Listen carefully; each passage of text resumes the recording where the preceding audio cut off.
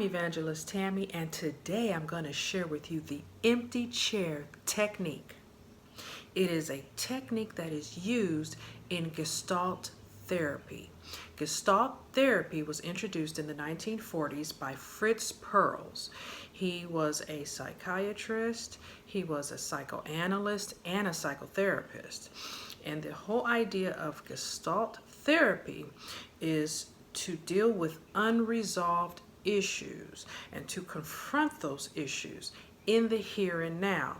So this may be something that occurred in your childhood. Someone may have hurt you in your childhood. Someone may even be hurting you right now in the present day, but you're unable to confront them for whatever reason. They're unapproachable. You can't talk to them.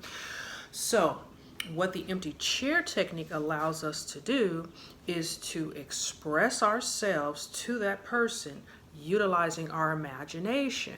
Now, typically this is done with a therapist. However, the reality is a lot of folks today aren't getting therapy. Many of us don't have therapists. So this is something you can do in the privacy of your own home, but make sure you are in a safe space.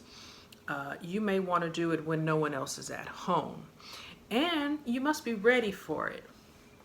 Okay, because the empty chair technique is very, very powerful. And the way it works is you take an empty chair, you set it across from you, and using your imagination, you talk to the person that you have conflict with. Or perhaps it's someone from your past that hurt you and you no longer even see that person anymore, but the empty chair technique allows you to vent, to express yourself, and to talk to that person and tell them, if you were to be able to talk to them, tell them how you are feeling and what they did and how it affected you.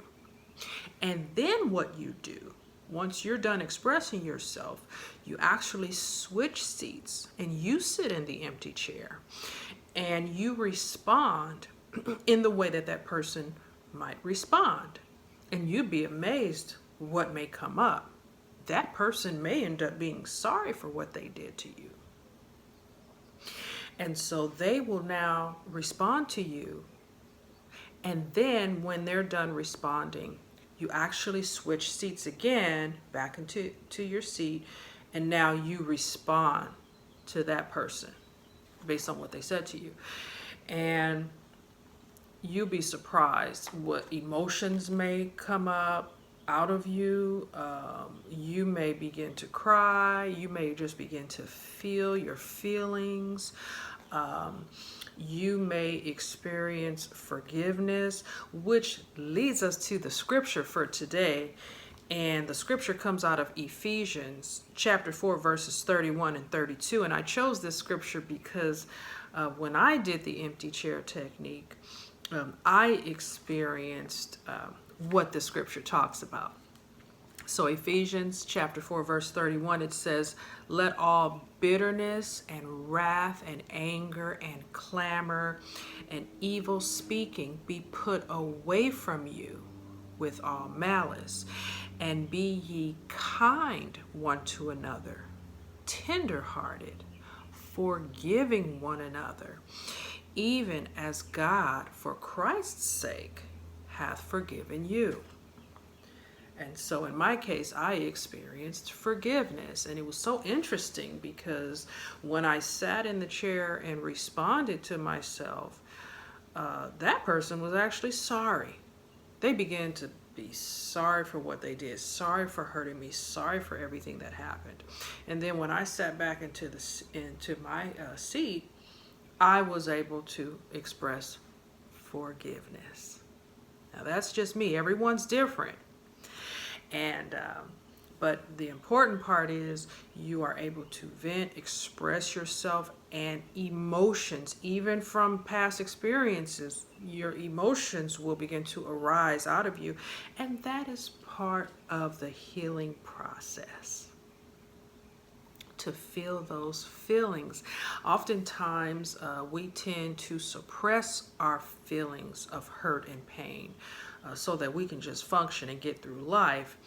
Um, so we're like navigating through life and we got all kind of stuff bottled up on the inside of us. But that bottling up is dangerous because it can come out in all the wrong ways. It can come out when you're driving. You may have road rage. You may yell at your children, your pets. You may have some anger inside of you, and it just comes out in a very unhealthy way. And so what we want to do is, instead of bottling up and holding things in, we want to express them and get them out. And that is what the empty chair technique can help us to do. Another way you can utilize the empty chair technique is you can take a part of yourself that may be hindering your happiness. Perhaps you are dealing with anger.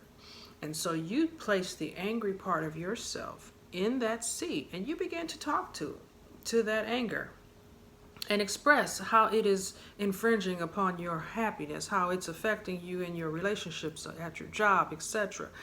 And really talk to the anger and then switch seats and respond the way the anger will respond. Well, the anger may respond as, you know what, I'm here because you haven't dealt with me properly. You're not managing me well.